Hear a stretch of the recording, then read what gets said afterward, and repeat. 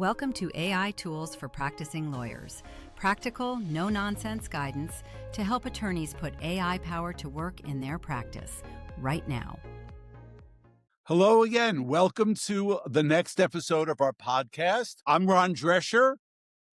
I'm Heather Gardner. And today we want to talk on the 30,000 foot level of general practice AI tools. We're really talking about what's become the big three, right? ChatGPT, Gemini, and Claude. Now, Heather, from the beginning, you were a very early adopter of ChatGPT. How do you think your use of that tool has evolved over time? It still evolves all the time, but it's evolved in enormous ways from the very beginning where I started playing with it and didn't know how I could use it to understanding that it's unlimited how I can use it and to using it more and more in more and more ways. It's an amazing tool. Well, let me just first of all say this podcast probably would not exist without ChatGPT because these tools are superb at helping you develop ideas and thoughts. And for me, coaching is one of the strongest use cases for these tools. You know, you have a thought about something, should I change my intake process to start recording my meetings? All right. I bet it says yes. Well, but you know what? And this is the first and most important point about using these big three, which is, garbage in, garbage out. The better your prompt, the better your outcomes.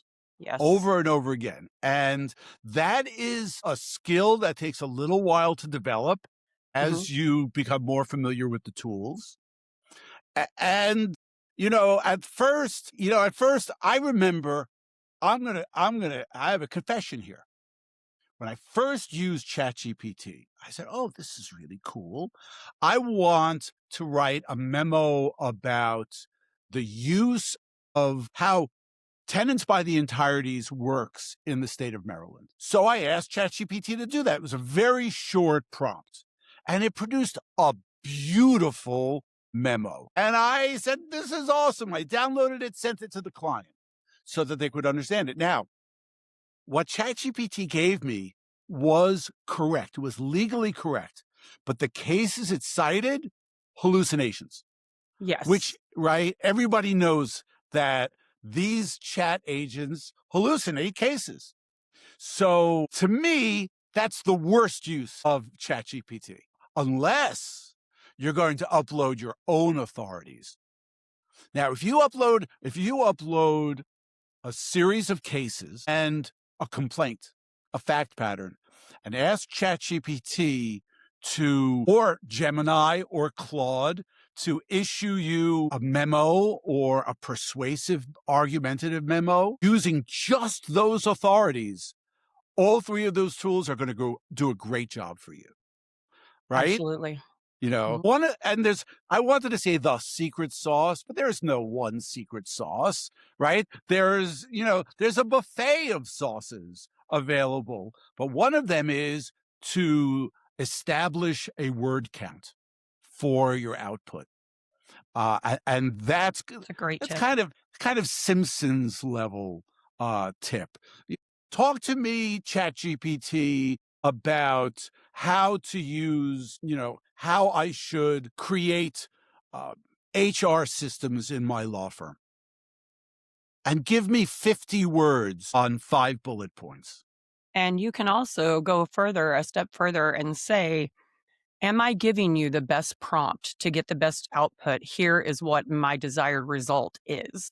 And ChatGPT will give you a better prompt almost every time than what you're putting in.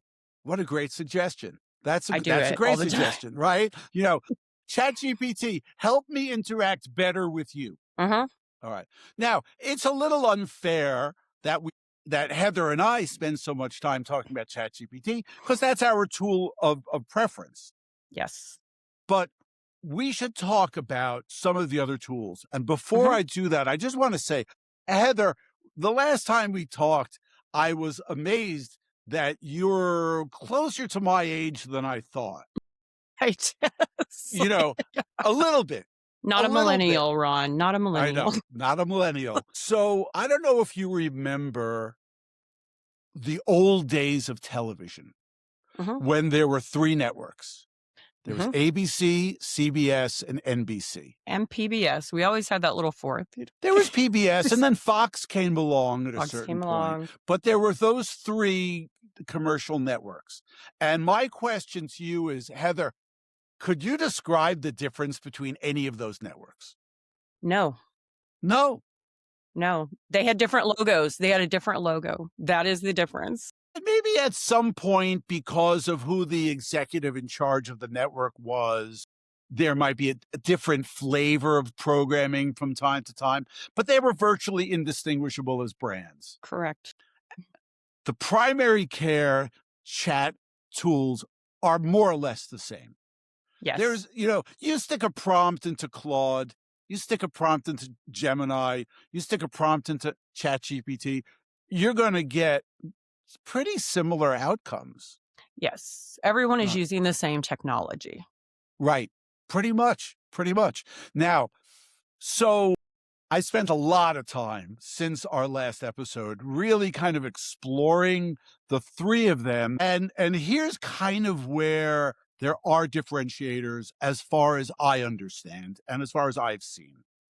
ChatGPT, to me, it's a coach. ChatGPT is a great coach. I put the same prompt into each of the three, and ChatGPT gave me the longest response. ChatGPT really likes to explore the ideas a little bit more than Gemini and Claude. Okay. In the legal world, Claude has begun to have a reputation as being a little bit more lawyerly in the way it presents legal discussions and arguments. And, I think that's a very important thing to consider. And you know what? You don't have to choose until you really start paying. If you Right. start paying, you probably want to focus on them. Now, Gemini is awesome if you are like fully entrenched in the Google ecosystem Mm-hmm. and you have like a Google Workspace account. Mm-hmm. You got to look at Gemini because, you could fill up a Google Drive folder with, oh my God, in Discovery, I got 10,000 pages of documents. They're trying to bury me under the paper. Well, Gemini is your answer because you can scan and dump all of that discovery into a Google Drive folder and then ask Gemini, summarize this. Give me the highlights. Give me 40 bullet points that are 15 words each. What's the most important thing? And Gemini will do a great job at that. Yeah. You're probably not going to be scanning 10,000 pages. You're probably going to be just attaching a zip file to Gemini because that's how it came. You know what? You're exactly right, and I have just exposed my own Flintstones level of discovery because as a bankruptcy lawyer, I didn't do tons and tons and tons of litigation, but I did enough litigation that I did have to deal with it. You're right. In fact, what the higher level litigators are doing for discovery responses is they just upload everything into their own Google Drive folder Mm-hmm. and then share the link with the Yep. opposing counsel. But you know what? Great. Take that link, give it over to Mm-hmm. Gemini. Yeah. Say, this has been shared with me. First of all, can you access it? As long as you've got to go in and check what the access looks like. It can't be restricted or Gemini will not be able to open it and read it. You have to make it when anyone that has the link can read it. Right. But that's okay because Mm-hmm. it's easy enough to say, okay, I now have access to this drive. I'm going to bring this drive into my workspace. Mm-hmm. Mm-hmm. And then you don't even have to go to the chatbot screen like you have to with ChatGPT. Right. In your sidebar of Google Drive, there's already a Gemini entrance way Hmm. to get right into it. If you're in that workspace, it's really hard to beat Gemini. And I am in Google Workspace. That is how I run my business and my server and all of my emails and all of my meetings, all of my video calls. Everything is on Google Meet. Gemini is amazing. It transcribes everything. I still pay for Enterprise GPT and I still pay for Otter AI. I still have multiple other AI programs that I feel are necessary on top of Gemini. Otter AI, we're going to talk about that. We'll probably talk about that a little bit in the next episode. And we're going to have a deep dive into AI note taking apps, Excellent. right? I mean, look, Invaluable. They are invaluable. they are invaluable. And, Have you know, saved me many times in my career. but of course, there's governance and risk. You have to have consent Mhm. to record. But these days, I mean, if you're having Zoom calls, they're all recorded. Everybody knows Right. they're And recorded. it comes up on the screen to show everyone so that they know and they can say okay or leave meeting. They can leave if they choose. That's right. It always notifies you on the screen. I always want that little bar gone, so I hit okay, so it goes away. That's right. So, these primary care tools, we're talking about drafting, summarizing, brainstorming, outlining arguments. I mean, you go into any of these chatbots and say, here's a great one. I mean, we're both in the bankruptcy world, Mhm. but this would apply anywhere. If you've got a 341, a first meeting of creditors coming up, and you want to upload redacted versions of everything that you've sent over to the trustee Mhm. and say, what is the trustee going to ask at this meeting? Yeah, what might come up? What might pop out to the trustee if these are our financial docs for this Right, client? Absolutely. right. And that gives a great jumping off point to discuss with Mhm. the client. Mhm. You may have to These are explain X, Y, and Z. Exactly. That's right. Mhm. These are things that we're expecting to come up at that meeting. Right. And if they come up, we're prepared. And if they Right. don't come up, have a nice lunch. Even better. Your meeting is 5 minutes and you're done. I mean, similar to deposition preparation, right? Mhm. You've fed all of your documents into a drive or into your chat agent. You know, we've got a deposition coming up tomorrow. Where are we most vulnerable? And how do we address that? If attorneys are hiring, whether that's associates, support staff, etc., they can upload everything into their GPT or whatever that tool looks like and say, what should I focus on during this interview? Is there anything jumping out that I'm not catching in my own review? So you're talking a little bit about potentially background searches on the new hire. Well, no, even just everything you're giving it to absorb. Here's everything I have on this person. Help Right. me help me put together a better outline for my interview. Right. And the other side, I'm interviewing for this law firm. Right. What do I need to know about the firm? How Yes. how can I make the best impression on I do this firm? for every consult that we do here at Propel, I have my assistant goes into the website, the person's LinkedIn, anything they can find on the internet about them and uploads all of that into our enterprise GPT and gets me a summary of the firm, the attorney, what their areas of practice are, what their focuses are, what they might need, what services might be best for them. Do you have any situations where you can remember specifically doing that either gave you a tremendous advantage in a situation or get helped you avoid disaster?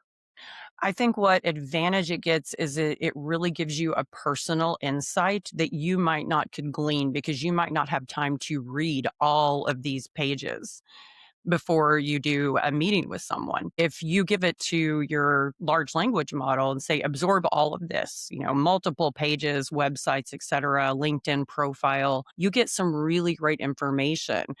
A good example, I did a consult not long ago, and when I opened the summary, I was able to talk to that attorney about how their father had actually had the practice before them and had retired multiple years ago. So I had them talk to me about what was that like working with your dad all those years and then taking over the practice. I mean, it has to be impressive that I knew that. Well, not only was it impressive that you knew that, but it humanized the interaction Right. in a way that you wouldn't have been able to do if you didn't have that information. Right. It gives you, I mean, in a way, it gives you an advantage as long as because the more you know. Remember when we were kids, the more you know on the Saturday morning? Right, It's that's right. like Yeah, that's right. it's The good more on you know. every aspect, right? And so it does. It gives you an insight that, helps you better serve that client.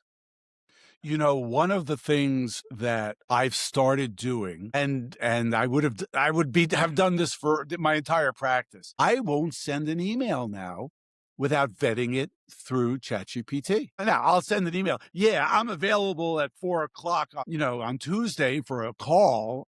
I don't need to vet that.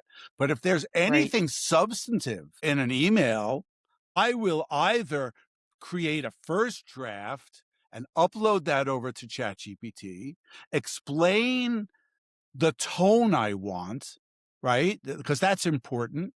You know, Yes. who am I emailing? Am I emailing opposition counsel? Am I emailing a prospective client? Am I Mhm. emailing an existing client? Who am I emailing? Make sure that the agent knows that. Come up with a word count again and just say, this is what I'm thinking. This is what I want. Will you, will you give me feedback or help me rewrite it? And Mhm. it will come out. And one of the things I really like about ChatGPT, and I don't see this with the other ones, maybe Claude, Gemini, I haven't really looked for it. When you ask ChatGPT to create an email, it'll create a little box for you, even on Yes. mobile. Mhm. And Mhm. then in the little corner, they got the little paper airplane. And when you click on the paper airplane, it'll give you a choice. Do you want to use Gmail? Do you want to use Outlook? Or do you want to use your Mhm. default mail Mhm. client? So it'll just create that email for you, populate the subject, and then just populate Mhm. and you're good to go. Uh, that tiny little detail means a lot to me. One of the things I always hated was, like, let's say I want to copy and paste things into an email. You can do that. You can copy and paste things into your email client, and then you got to add your subject, and then boop, it's all done for you. But a lot of attorneys use case management software, of course, CRMs, such as Clio, which Sure. I utilize. And I don't know about all of them, but I do know that for Clio, it's always been something that you could just in the notes email the client. Now Clio has an AI rewrite tool that you can just click to make it more. You can even, put your own little prompt. Please make this more succinct, more polished. I want to sound professional or persuasive or firm, depending on what you need. Like you named off who these might be to opposing counsel, a prospective client, or an existing client. So you might need a very different tone for any of those people, those recipients.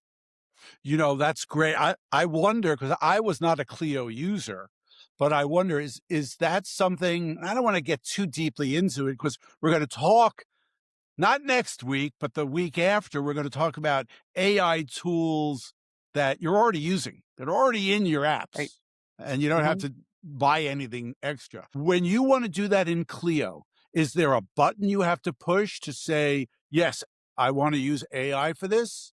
Or Right. does it happen kind of automatically? When you're drafting, because you can utilize Clio for drafting text or emails to clients in that client's matter. When you get in that box, there is a little button that gives you the option AI rewrite. Use Clio AI to help you write this or rewrite this or polish this. Or do you want to just use what you've typed? You can do either. I would bet good money that more than 70% of the Clio using attorneys won't touch that button. You're probably right. Maybe even higher than that. Right. Same thing with Zoom, but We we're know getting attorneys. way ahead of We ourselves. know attorneys. Yeah, we're getting way ahead of ourselves.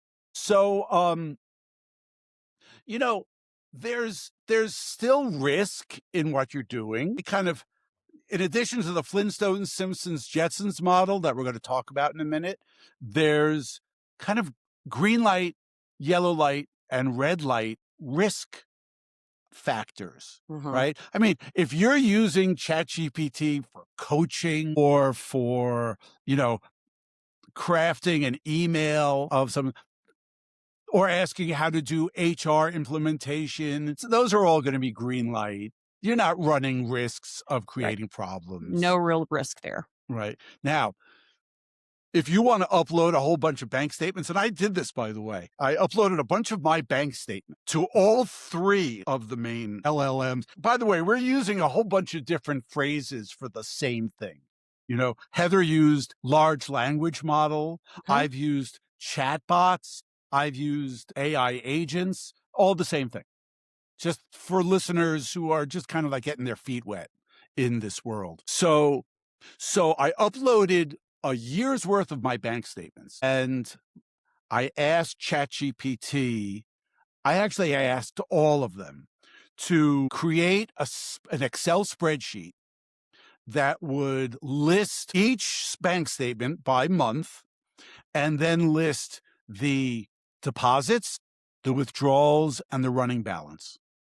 Mhm. And they all did a very good job of that. ChatGPT gave me a very nice document that I was able to use. Gemini didn't work that well for that, but I bet that if I had asked it to put together a Google Sheets documents, and if I was in Google Mhm. Sheets, if I was in Sheets and I was in Google Drive and I had all of the bank statements in Google Drive, I didn't do this, but I bet that would have been a very efficient workflow. Yes, because Gemini would not be able to create like an Excel because it is Google, Google, Google. So if Right. Google Sheets, which works and functions exactly like Excel, it is again the prompt. It's prompt. It's all the prompt. It's the prompt.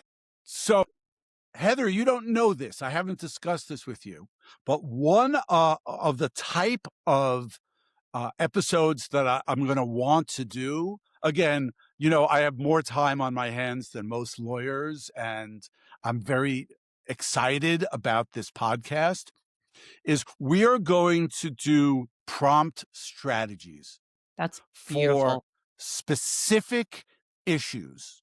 So we'll do a prompt strategies for bankruptcy. We'll do prompt strategies for litigation. We'll do prompt strategies for immigration law, for real estate law, for criminal law, for civil litigation. And we're going to really do deep dives into prompt strategies because it's all about the prompt For when you're sure. using these three major tools. So that's one thing I did. I created that spreadsheet, which is immensely helpful for attorneys who are trying to digest you know, and summarize data.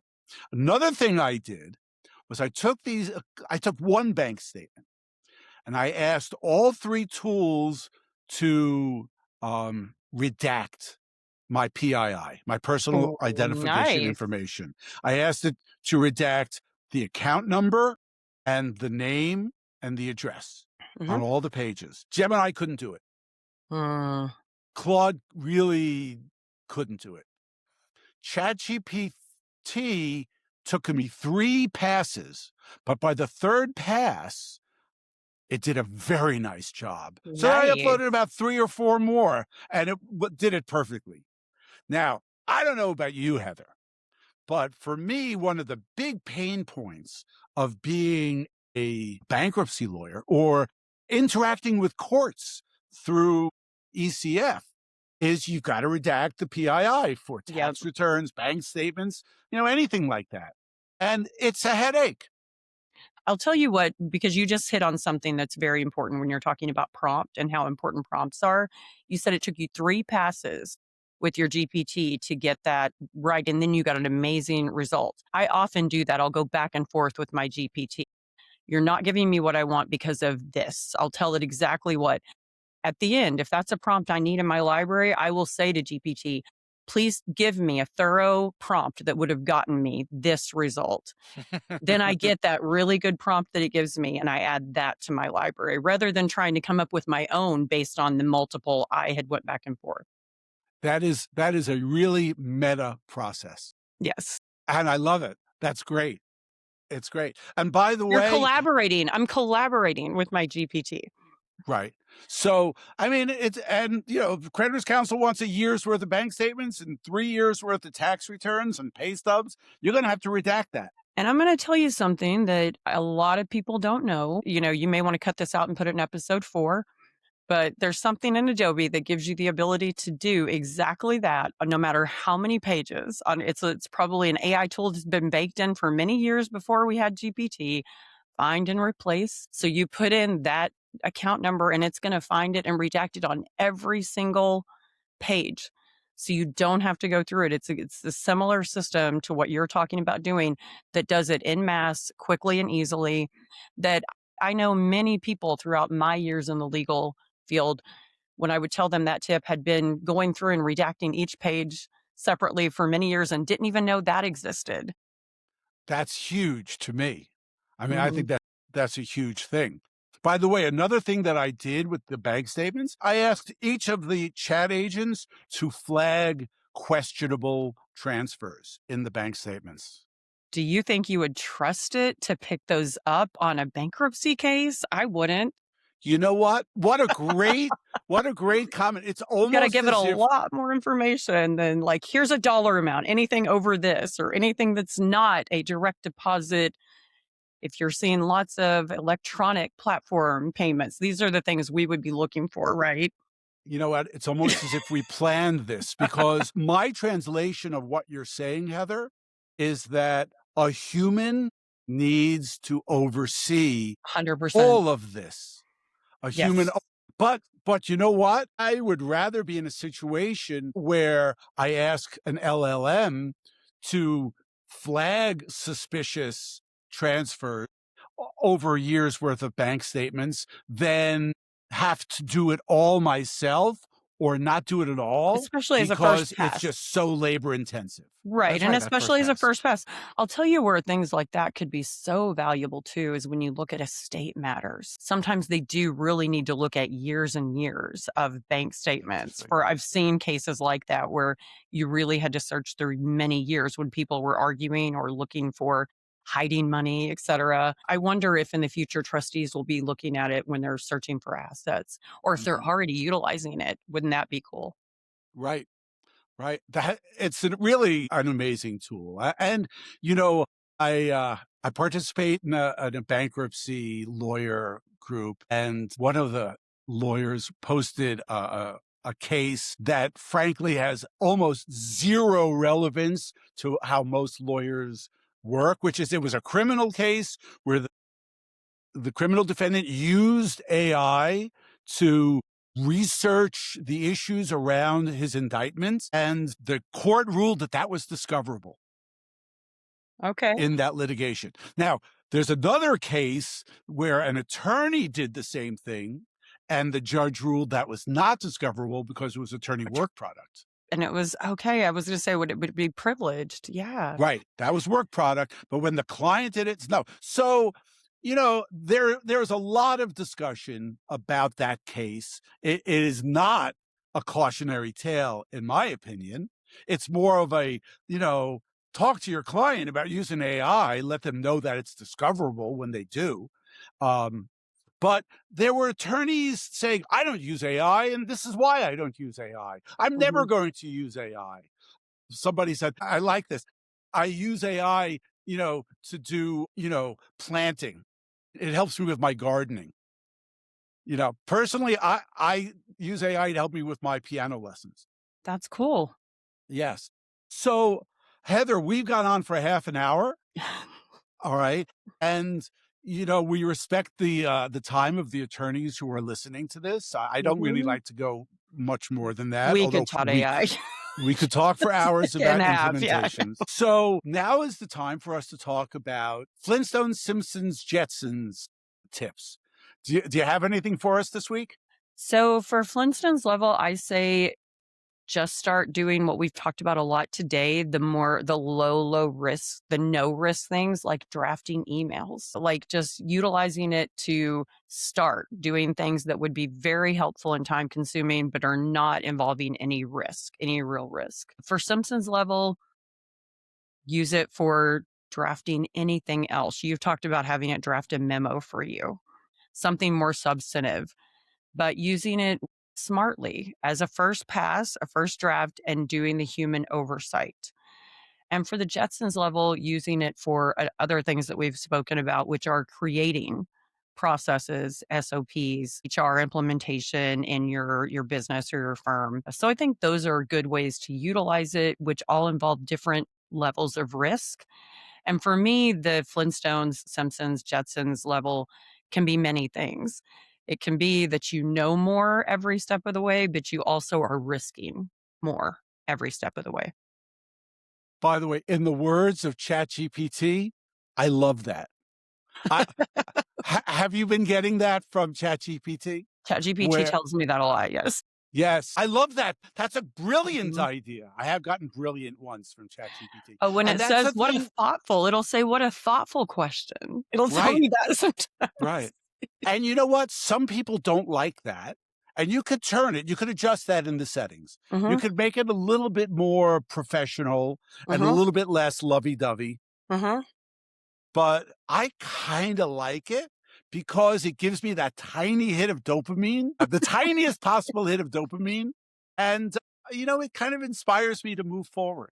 You have to So, feel really smart if ChatGPT is complimenting you.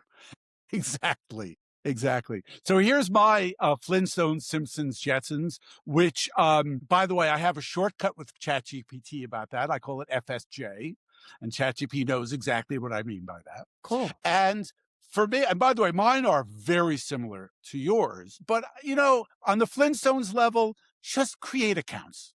Go to OpenAI, go to Claude. You already probably have a Google account and just go there. Look at it.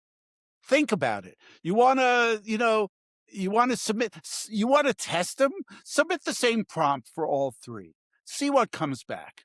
I mean, it doesn't even have to be law related. It could be law related. You could say, give me 5 bullet points for a template on how to prepare a client for a 341 meeting or a deposition. All right. Just do that for each of the three. See what comes back. It'll give you a little comfort level in using the tool. On The Simpsons, I actually landed exactly where you were, Heather. I think, you know what?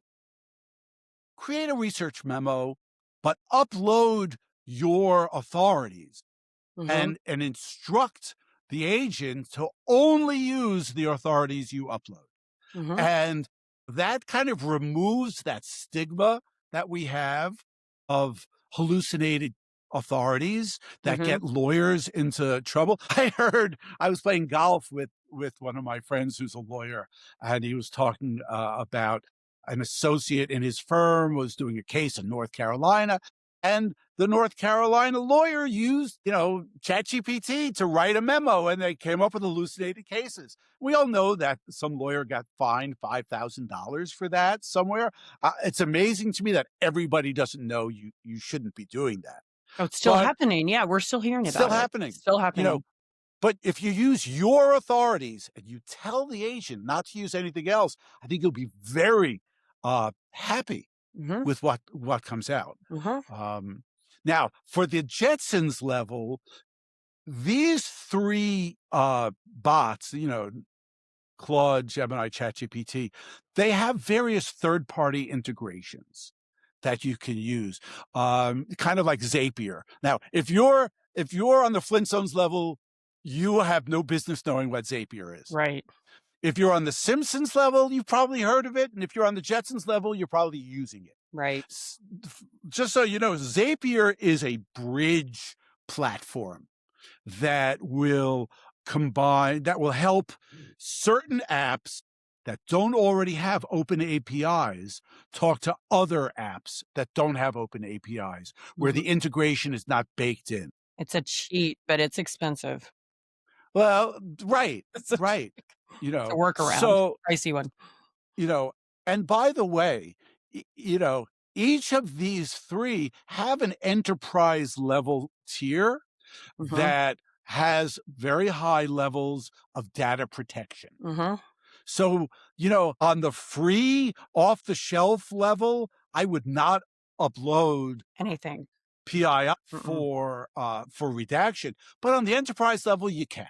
Yep. And you know what? To me, for $50 a month to be able to do that, it's a It's well worth no-brainer. it. It's a no-brainer. So anyway, the Jetsons level, investigate the third-party apps. See if there are any that will fit into your workflows or will help you kind of establish new workflows. ChatGPT gave me a closing line for the podcast. Oh, yay. Yay, right? And the closing line is Flintstones is curiosity, Simpsons is comparison, Jetsons is integration. I love that. So that's where we go. I look forward to specialty tools for attorney use of AI that we're going to do next week. That's it for today's episode of AI Tools for Practicing Lawyers. Thanks for listening. We'll see you next time.